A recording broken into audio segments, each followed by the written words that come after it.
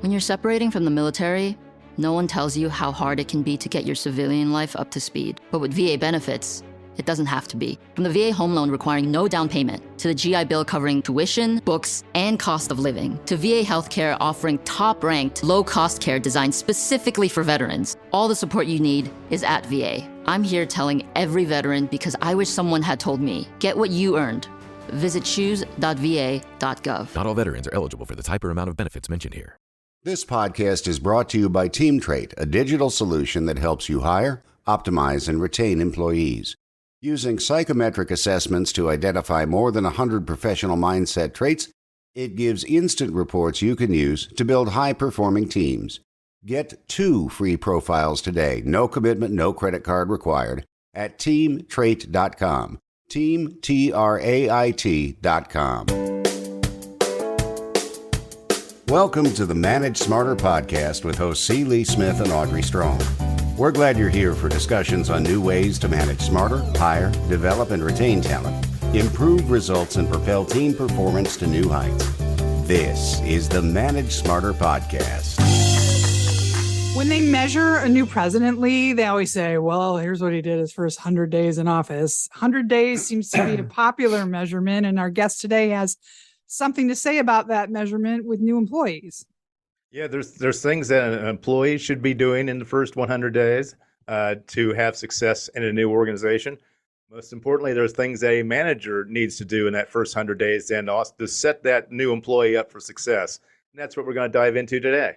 Welcome to Manage Smarter, everyone. I'm Audrey Strong, the Vice President of Communications here at Sales Fuel.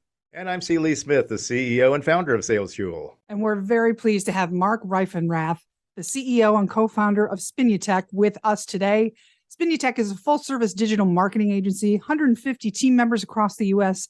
In that capacity, he understands firsthand how critical a company's culture is to achieving and maintaining success. And Marc has helped Spinutech grow from a college startup to one of the most premier digital marketing agencies in the country. His secret ingredient: company values that are truly lived, including a commitment to get better every day. And he says he had no turnover the first 10 years of the life of the company. So Marc, welcome. How the heck did you do that? Thank you for having me. It's an honor to be here. We made it 10 years with 0 turnover, which is a crazy stat. Fully recognize that. And I think a part of that was because we were smaller. We were probably, first 10 years at the highest, maybe 12 people. So relatively small team. You're in the trenches together. So there is a different camaraderie there that comes with that. But even still, that's a great thing that we still pride ourselves. And we still have our first 4 team members. So that's kind of a wild stat too. 22 years deep, we've got 170-ish team members as we sit today. And so to have your first 4 is a pretty awesome feat as well. Certainly. I mean, they understand the whole purpose of the company. They understand the salad days and everything like that. And they understand the sacrifice that actually goes into it. And if anything, they may be a little frustrated in that the newer people that are starting out don't understand what it means to sacrifice and what the company actually means and means to other people. Right. I would say they're a good sounding board for me, especially because they've seen the growth and the changes and all of that. And so if I have a frustration of why isn't the team hearing this or understanding that, they'll remind me, like, they don't know you like I do. They don't know you like the first 50 people or so many people did. And so it's helped me over time to understand the messaging has to change and evolve as a leader to make sure that the size of team hears you appropriately. So let's just dive into that first 100 days. I mean, like, what are the things that a manager then has to do then to ensure that they're setting up the new employee for success in that first 100 days? So the belief of the first 100 days is that that's the most impactful part of their journey as a new team member with us. So when do you create loyalty? When do you create bonds? When do you get the culture and the DNA of your core values injected into them as quickly as possible? And so that's really where the thought of that first 100 days was born from. And it starts honestly before they start with the interview process. What are the feelings that they have? Is it consistent? Do they have all their equipment before they start? So basically on day 1, they've got their equipment, they've got their swag box with their Spinutech gear and all that stuff. So they're fired up and ready to go. And then, yes, it's a sequence of events that includes their manager leader, as well as senior leadership, other team members. There's a cross-pollination of training so they understand who Spinutech is and what we do. There's surveys, there's check-ins. I do a handwritten note. There's a pretty set out process that we follow. It's a little bit adaptive depending on the person, but I would say we were doing this before COVID, but now being virtually remote, we've kind of gone to it's not fully, but we still have offices, but really the majority of our team is working remotely. That makes this even more important because it's harder to build bonds, get that culture and core values injected into them when we're all doing this over Zoom or whatever. So this has been a secret weapon for us, I would say, as we've grown through COVID and more remote environment. How did you modify the process for the remote setup? How is it different than the way you did it before? Well, we used to onboard almost everybody in an office, so we had to figure out how are we shipping equipment and making sure, just having that plan of where are we getting it from, how are we getting it, what's the standard package? Because in the office, you kind of pulled stuff together from different desks at times, and so it formalized that a little bit. But then I would say it's a lot more intentionality of what are those meetings. We probably added a few touch bases with different people so that where they casually would have met before, now it's a little bit more scheduled and prompted that way. I also say to them, one of the big things I do is hopefully on day one, if not week one, is a culture and core values overview. So I sit down with them for an hour and I say, if it's important to me, it should come from me. And I think that's true for any leader. If you're going to talk about your core values, if those are important to you, it should come straight from your mouth. Don't let their leader give their version of it. Not that that's wrong. It's just they need to hear that passion directly from you. And so that's super critical right now as well of touching them right on that first day if possible. But then I challenge them to really say, what are you going to do to lean in? You have to lean in. We've got a great program, but you have to lean in just as much as we are to make this work in this environment. So don't be afraid to set up a virtual lunch, a virtual coffee. Just reach out and get to know people. Ask people to hang around an extra 5-10 minutes after a meeting, because we used to do that in the real world, like when we were in an office. Right. But now it's Zoom and boom, we're done. We all close our windows and you go right to the next meeting and you're rushing too. So I think there's some forced intentionality of creating what we used to call casual collisions. Now they need to be intentional collisions. And there's a Philadelphia 76ers sales team, and I think the New Jersey Devils, too, they also sell for both teams. They do a common book for new hires, and I think there is this leadership and self-deception. Do you have any required reading then for new employees when they join your company? No, we are an EOS company, so they are provided a copy of What the Heck is EOS? EOS so it's a management style that we use. I don't know if they all probably read it to the full extent, but that would be an encouraged one. I do get asked a lot, what books do I read? And so there's a few that I would recommend to them, but we don't force any of that on as far as the intake. What would you recommend to a new employee?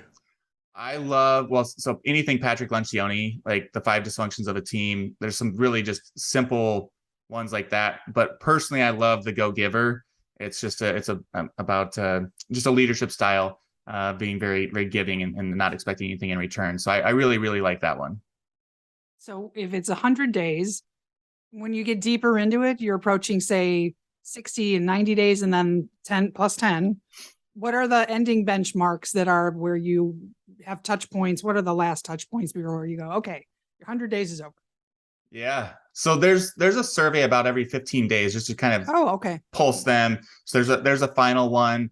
I do it. It's at 6 months, but it's a 6 month check-in. So they're kind of graduated beyond that. It's just, and my questions there are really, hey, is it everything we said it was going to be? And if it isn't, I want to know specifically what wasn't. And what those typically turn into is kind of a, holy cow, this was exactly what you guys said it was. And I didn't think it was possible to be what you guys said it was.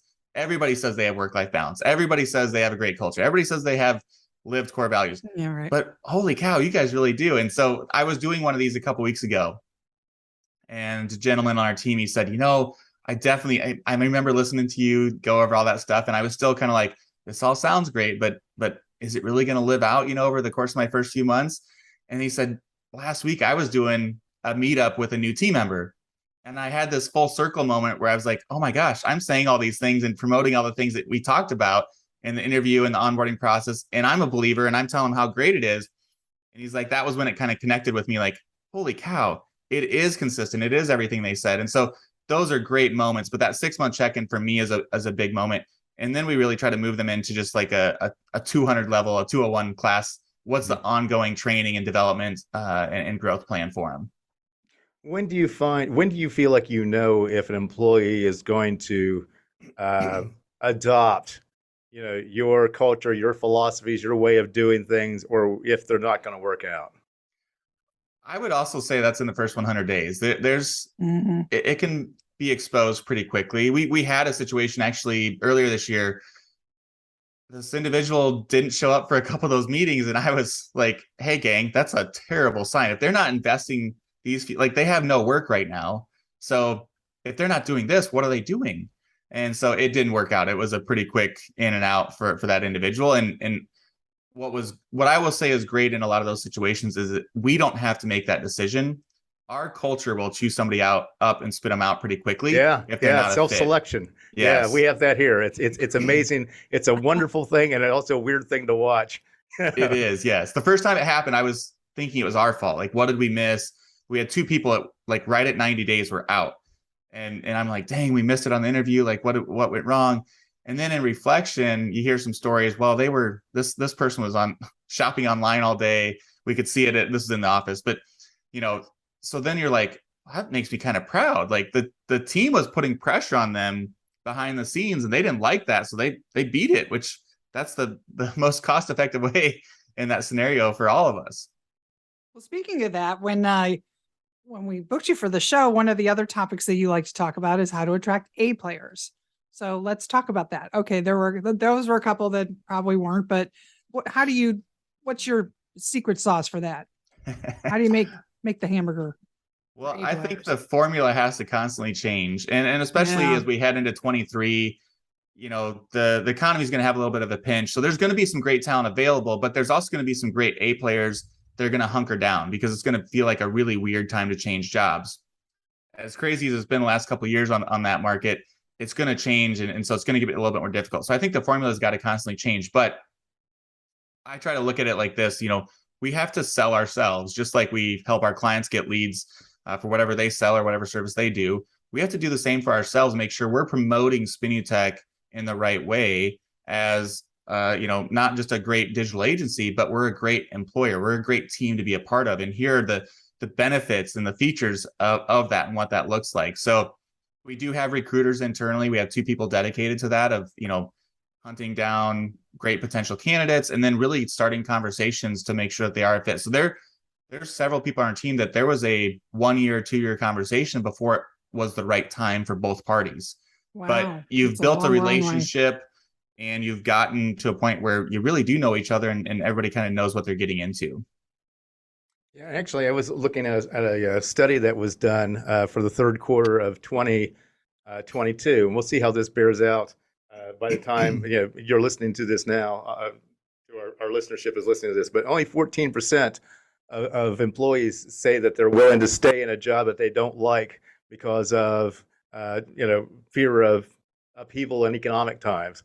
So I certainly think that with the A players that know that they're good and know that they're still in demand or whatever, that's going to be a pretty low number. So I expect the A players actually to still be very mobile. If they don't like the culture where they're at, they don't like the results they're getting, their ability to make money, their ability then to fulfill what's important to them, from a work relationship or whatever. It's like, the retention's still going to be a struggle there.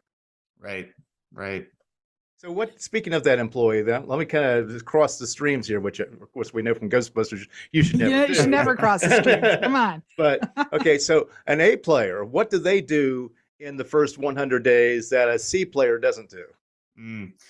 It is always interesting to see somebody that just gets it so quickly. So they're super engaged. They ask questions.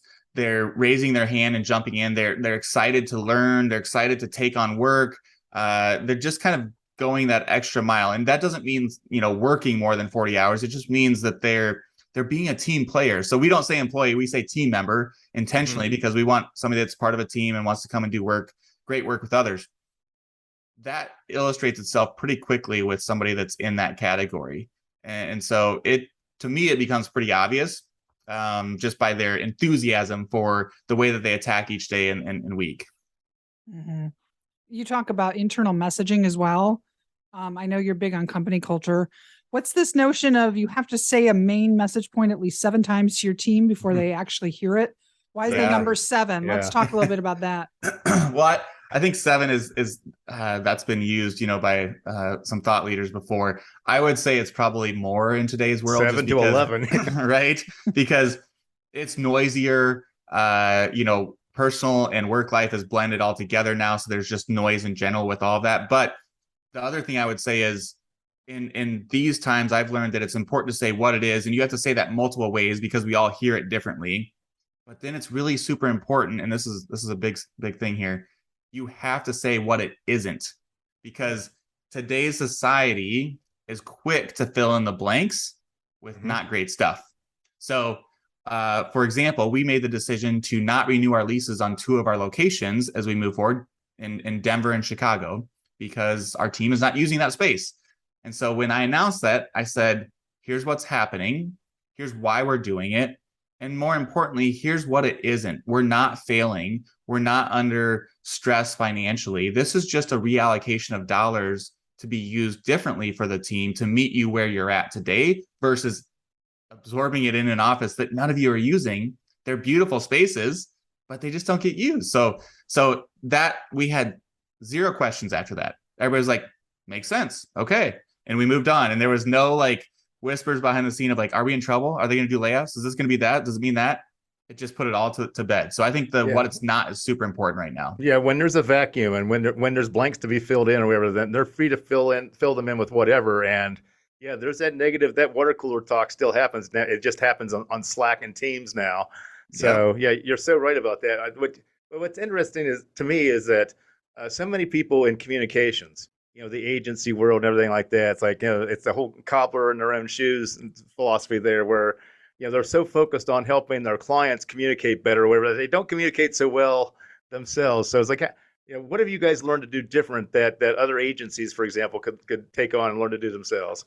Yeah, you're spot on. I mean, we are bad at promoting ourselves and we're bad at communications at times internally. So one of the things, we've got an internal newsletter, we've got Slack with a bunch of different channels. We're just actually rolling out an intranet that's going to help with this. When COVID hit, I started to do a weekly video to just address what I was nervous about and what I was excited about. It's evolved today to be more inspirational and just some updates, just a way for me to try to communicate with the team once a week at least. So that's been a really good thing. And then I would say this too, I've encouraged our leaders to just have more conversations. When we have an initiative that we need to get out there, let's decide on what those bullet points are. We can say it our own way, but we've got to get out there and make sure that we're all having conversations. And then it's also asking, what are you concerned about? What's on your mind? And looking for themes, looking for things that we can address as a leadership team. Because again, we're in 28, 29 states from an employment perspective. So we're spread out. It's hard for us to physically get together all at the same time. How are we then finding out these things that might come up over lunch or over a coffee? We've got to force some of these conversations and just create an opportunity for that feedback loop. Are you providing them with talking points whenever there's a certain initiative, for example, that you want them to cover, perhaps in their own way, or do you just kind of let them go and do it? So yeah, we would have what we would call a cascading message. So we would have maybe 3 to 5 bullet points of, we're not going to renew the leases. Here's a quick why. They can take that and kind of expand upon it how they will, but we would try to provide that to the leadership so that they can make sure we're consistent in the things we're covering. That's good. We've got a few minutes left. I have a question about the 100 days, just carrying that thread all the way through. What the work-life balance flexing that's going on with the employees and the insistence upon it more than in the past, and the quiet quitting trend, how are you coping with that in your first 100 days? Those two things have kind of come roaring up. Yeah. So those are scary. And I mean, I would say though too, those have happened for a long time. The quiet quitting is just maybe been labeled a little bit more loudly today and being talked about more. I think it's happened for years. So it's all about engagement. Are you making sure that your team members engage? Back to those conversations, are they missing deadlines? Are they taking more hours to produce a task than others are? I've heard several stories of people having multiple jobs. This overemployed trend, which is also scary. Doing their side hustle during their main hustle. So I think it's, you just got to be a good leader. Here's what I would say. You have to lead the whole person more today than you did before. So how we led before the pandemic isn't the way we led during the pandemic. And it's not the way we have to lead to get out of it and move into this new phase. When we started the pandemic, everything got thrown into blender, personal lives, work lives. And so there's no longer this like balance as much as a harmony. And as a leader, that means you're going to deal with some personal stuff to ensure that that person is performing at their highest points. So if you want the best work version, you got to help them be the best personal version too. So, we've tried to address any stress points that we can. So rewind to the fall of 21, I think, is when everybody kind of officially went back to school, right? So we said to everybody, parents, hey, here's the deal. If you have to work from 5:30 to 7:30, then get your kids ready, take them to school, pop back on at 9:30, work till 3:30, pick them up, and then, just get your stuff done. As long as you're getting your stuff done, try not to have it impact your team or our clients, and everything's good. So there's some flexibility that I think is going to be worth a lot of points to an employee or a team member, more than it used to be with that flexibility. And we're adults, let's hire the right people and trust them to do great work and really lead them great. And we can accomplish great things together doing that. Not only does the manager have to manage the whole person, though, the manager also then has to, manage as the whole person. Right. Right. It's so if it's the one thing that happened during COVID is this whole separation is who I am at work is a totally different person than who I am at home and with my family or something like that. That kind of, to some extent, is going out the window. Which I love. I think that's a beautiful thing. It's easy, isn't it? It is easy. And I know in the beginning, parents would apologize when a kid would pop onto the camera, and I would be like, hey, whoa, no, I want to see them. I want to meet them. That's who you are. And I think that creates a different level of bond that I think produces a higher quality of work for us, because I know who you are as a parent, who you are as an individual. Just there's a beauty in that I think can be embraced, and it shouldn't be something we are ashamed of. I always tell the team, I was your number one job is a parent. Your number one job is a son or a daughter or, whatever. Spouse. So I think we just have to have a little different lens on it. And again, I think we'll get better work out of people if we have that view on it. That makes me feel better, because I used to hold my breath that my dog wouldn't bark in the middle of these tapings. And a couple times it's happened and I just go, that's the podcast mascot. That's Emma. No problem now. Thank you so much, Marc. It's spinutech.com. And, if you're taking new clients because you've got business busting out all over the place. So go through the website to reach you. Absolutely. And I'm very active on LinkedIn as well. So you can find me at Marc Reifenrath on there, and happy to connect. Happy 100 days, everybody. The elephant's in the room. I have one last question. What's your handicap? I'm currently a 5.9, a 6. Oh, wow. I got to get back out there. Oh my gosh. All right, Marc, thank you so much for your time today. Good stuff. Absolutely. It was fun. Thank you. Thanks for listening. If you enjoyed the show, please rate and recommend on iTunes, Overcast, or wherever you get your podcasts. You can also get more great information at salesfuel.com.